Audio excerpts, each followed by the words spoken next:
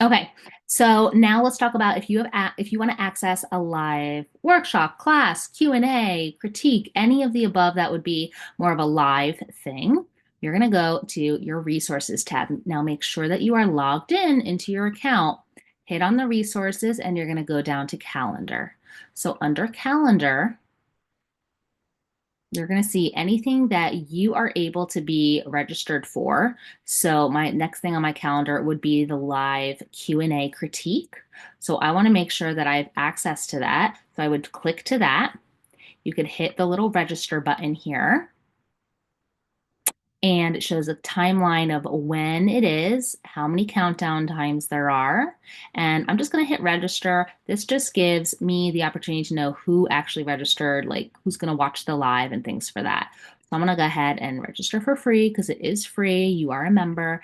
And if you are a member, you have access to the critique and everything. And then when it goes live, you're going to hit go. And this is a good page to bookmark. I mean, it is always in your calendar, so you could always go here, click, and it should pull it right up.